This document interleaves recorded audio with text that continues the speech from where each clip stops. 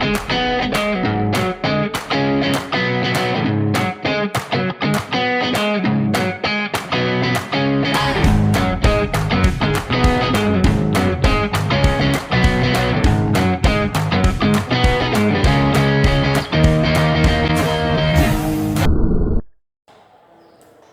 bismillahirrahmanirrahim. Assalamualaikum warahmatullahi wabarakatuh. Oke, kembali lagi bersama saya Mazratul Khafsah. Saya dari Prodi PGMI dari kampus Unesia. Oke, di sini saya mau membuat podcast seputar media pembelajaran. Nah, di sini saya sudah mengundang bintang tamu yang sangat spesial. Jadi ini mungkin dari jauh rumahnya itu saya telah undang untuk podcast wawancara. Oke, sekarang kita lanjut ke perkenalan. Di sini saya mengundang dengan Bu siapa? Ya, saya Syifarhati dari MA Pustafis Raudatul Quran. Masya Allah. Biasanya dipanggil Bu Syifa? Ya, Bu Siro. Oke. Ya. Jadi bintang tamu kali ini kita biasa disebut Bu Siro ya. Jadi beliau ini mengajar di MA Pustafis Raudatul Quran. Kalau boleh tahu tempat tinggalnya di mana, Bu? Di Ciputat. Boleh dipanggil kakak ya? Saya dipanggil sama Masya Allah. Iya. Dari Kasiro ya berarti ya. Kasiro berarti tinggal di Ciputat, jauh-jauh dari Ciputat untuk kita undang untuk bintang tamu kali ini. Oke, sekarang boleh Bu ya saya mau wawancara terkait media pembelajaran. Boleh. Oh ya. Mungkin Ibu kan sudah mengajar ya.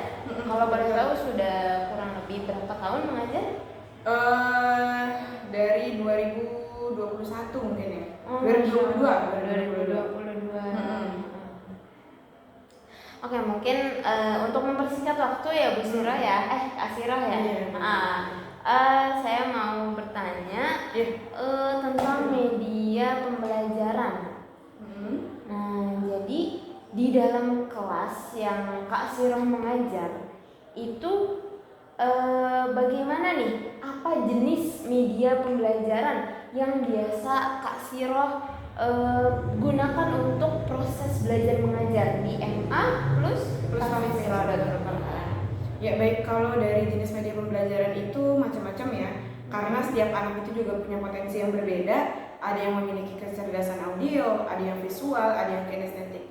Dengan itu kita nggak bisa berpaku sama satu media pembelajaran. Kita nggak bisa cuma berpaku dengan buku, terus abis itu kita ceramah. Nggak bisa. Jadi dengan itu saya melakukan variasi, baik dari metode demonstrasi ataupun membuat video pembelajaran lainnya, misalnya dari PowerPoint. Gitu. Karena balik lagi, saya khawatir jika hanya menggunakan satu media, mereka nggak akan paham terkait apa yang saya ajarkan, karena itu masing-masing anak itu punya potensi yang berbeda. Gitu. Berarti dalam 2022 itu setelah Kak Siro mengajar itu memang sudah dirancang ya. Jadi mengamati anak-anaknya dulu seperti apa. Kita harus tahu dulu nih, karakter si anak ini begini, yang si ini begini. Kalau enggak gitu bisa juga, maksudnya ada tes gaya belajarnya, cuman walaupun nggak akurat 100%, tapi kita bisa jadikan itu sebagai tolak ukur lah, si anak ini cocoknya dengan metode yang seperti ini gitu. Jadi dalam media pembelajaran yang Kak Siro buat itu apa nih pertimbangannya dalam media pembelajaran tertentu dalam suatu materi gitu, pertimbangannya gitu? Ya balik lagi ya yang tadi, kenapa sih saya pengen buat media pembelajaran yang berbeda? Karena ya itu tadi, di satu kelas itu nggak mungkin anak itu kecerdasannya semuanya audio. Kalau satu kelas itu kecerdasannya audio semua, saya pakai metode ceramah juga mereka semua masuk. Tapi masalahnya di kelas itu pasti kan ada yang kecerdasannya kinestetik, ada yang kecerdasannya visual, atau ada yang campuran visual, audio, kinestetik. Jadi mereka nggak mungkin dengan yang satu media itu mereka langsung maksimal dalam satu materi yang disampaikan itu. Ada yang perlu metode demonstrasi yang ketika dia memang memiliki kecerdasan itu kinestetik ya. Kita ajarin wudhu nih, kita kasih tahu dalilnya seperti apa, kita kasih tahu urutannya seperti apa, kita kasih bacaannya seperti apa, juga bisa jadi mereka belum paham kalau nggak dipraktekkan. Jadi itu balik lagi, karena kecerdasan anak itu beda-beda, ranah kognitifnya itu kan beda-beda ya. Jadi itu yang mendorong saya, yang menjadi pertimbangan saya membuat media pembelajaran yang beragam atau bervariasi gitu. Nah, biasanya kan kalau di kelas itu misalkan nih, kan memang setiap anak itu beda-beda ya. Iya betul. Misalkan ada yang dengan audio sudah bisa. Nah, misalkan dengan satu anak yang dia itu harus praktek baru dia paham. Nah, ketika Kak Siro masih menjelaskan dengan materi, dengan metode ceramah, nah si anak yang dia bisanya praktek dan dia nggak betah gitu loh kalau ceramah, itu gimana tuh nanggepinnya? Kan misalkan dia nanti apa bosen di kelas, atau malah dia nggak memperhatikan, atau malah dia buat gaduh, itu gimana tuh? Nah, pertama itu ya, jadi pentingnya juga ada evaluasi pembelajaran. Jadi kita melihat setelah kita mengajar atau selama kita mengajar, oh anak-anak maksimal nggak nih dia memperhatikan atau enggaknya, karena kan itu nanti terkait ini ya, tercapai atau enggaknya tujuan pembelajaran. Kalau sekiranya dari pengamatan kita ada anak yang sekiranya kurang paham, atau kurang antusias di kelas, itu kan kelihatan ya, dari mulai gerak-geriknya yang nggak bisa diem, atau dia malah ganggu temennya yang lain, atau dia nggak fokus, pokoknya ada deh yang dia lakuin gitu kan. Nah, kalau kita sudah tahu seperti itu dan itu mengganggu untuk kelas teman sekelasnya yang lain, kita harus ada evaluasi pembelajaran, baik dengan memanggil pribadi anaknya atau nanti perlu bimbingan. Karena apa ya, itu tadi, misalnya di kelas saya sedang mengajar dengan metode ceramah, otomatis dia nggak nangkep apa yang saya bilang kan. Nanti tetap saya akan panggil anaknya, akan saya kasih tahu dengan cara yang dia mudah pahami, mungkin dengan praktek. Nah, tadi misalnya saya kasih tahu tentang wudhu ya, dia nggak akan ngerti. Saya kasih tahu urutannya juga nggak akan ngerti, tapi saya kasih tahu, oh ini urutannya seperti ini loh, gitu. Dipraktekin.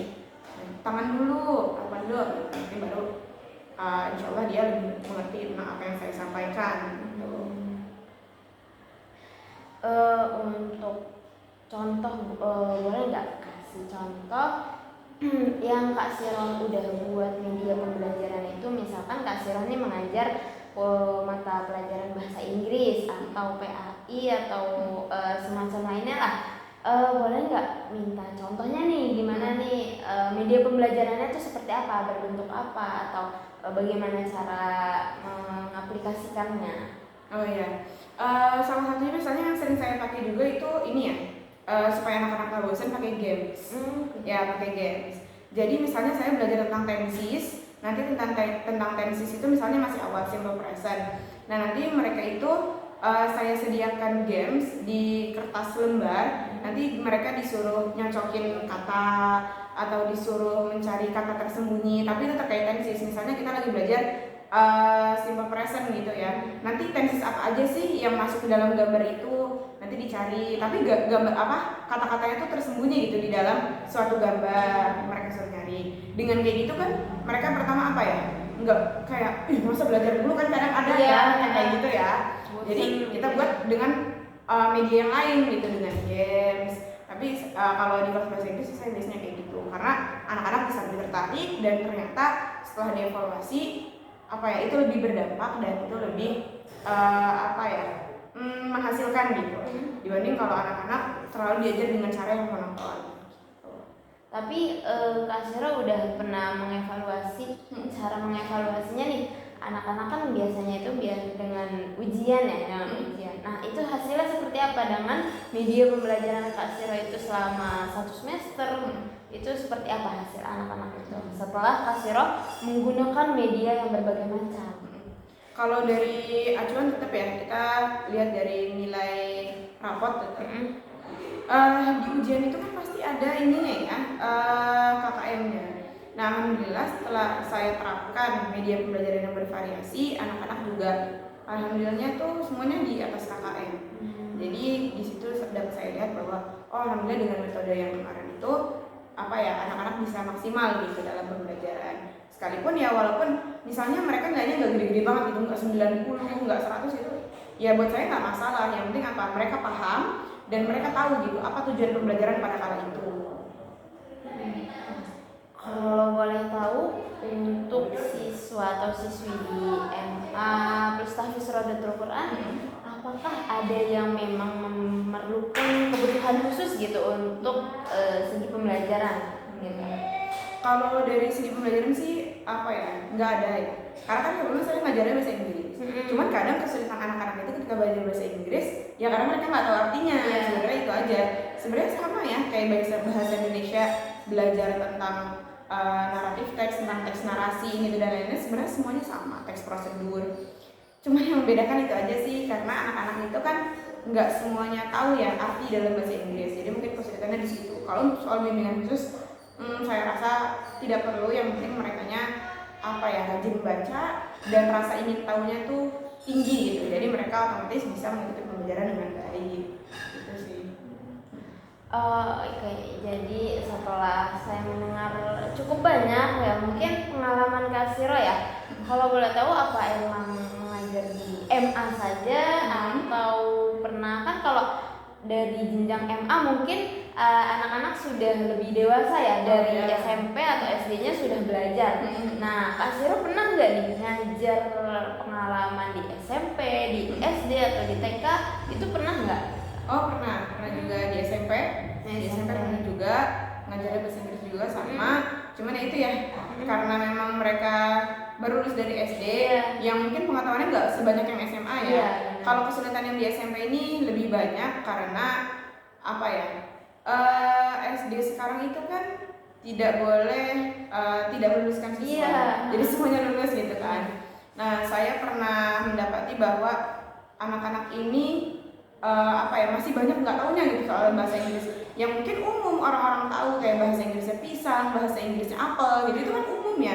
Yang mungkin anak-anak juga banyak yang tahu, tapi ternyata memang ada juga loh yang masih nggak tahu tentang bahasa Inggris yang biasanya umum diketahui orang lain gitu. Jadi mungkin itu kesulitannya.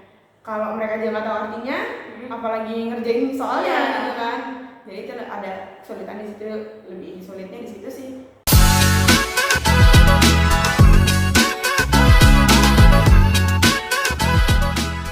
Nah, oke. Tadi itu kan kita sudah banyak ya mendengar pengalaman, pengalaman dari kisah Kak Siro ini untuk mengajar di MA dan di SMP juga ya kayak tadi ya. Nah, jadi apa nih harapan terkait media pembelajaran yang Kak Siro ajar untuk kedepannya gitu? Saya sih berharap dari variasi media pembelajaran yang selama ini saya terapkan, saya berharap anak-anak itu lebih bisa memahami, anak-anak itu bisa lebih mengerti dan mencapai tujuan pembelajaran. Saya nggak begitu berharap bahwa anak itu nilainya bagus 90, 100. Kalau ternyata itu nggak hasil diri sendiri gitu, itu hasil nyontek ataupun dia curang gitu, saya nggak berharap itu. Tapi kalau ternyata ada anak-anak yang bisa nilainya tinggi dan ternyata itu hasilnya sendiri, saya alhamdulillah. Dan saya juga berharap bahwa orang tuanya bisa merasakan yang hasil dari perbedaan anaknya yang tadinya nggak tahu ini, nggak bisa ini, jadi bisa, jadi tahu gitu. Dan saya juga berharap bahwa ilmu yang saya ajarkan itu bisa mereka ajarkan kembali dan bisa jadi lebih bermanfaat. Masya Allah. Mungkin kita sudah cukup lama ya ini ya saling terima kasih banyak. Saya juga terima kasih. Kita alhamdulillah teman-teman, kita sudah banyak pengalaman, sudah banyak ilmu yang kita dapat dari Kak Siro ini yang sudah jauh-jauh dari Ciputat untuk menghadiri bintang tamu di podcast kali ini gitu. Alhamdulillah kita tutup dahulu ya Kak ya, di pagi hari yang cerah, di pagi hari ini yang insya Allah berkah. Semoga kita dapat sama-sama mengembangkan media pembelajaran yang insya Allah kita akan ajarkan ke anak-anak. Nah, alhamdulillah kita sudah banyak pengalaman dari Kak Siro, banyak. Semoga kita bisa mengambil kisah inspiratif lah dari Kak Siro. Oke, mungkin ini aja yang dapat Kak Siro sampaikan mungkin ya. Terima kasih banyak ya Kak Siro ya. Terima kasih banyak dan oke teman-teman, mungkin sampai sini saja, cukupkan podcast kita di pagi hari ini. Bertemu lagi dengan saya Mazratul Khafsah dan Kak Syifa Rahati ya. Oke, kita tutup. Assalamualaikum warahmatullahi wabarakatuh. Waalaikumsalam.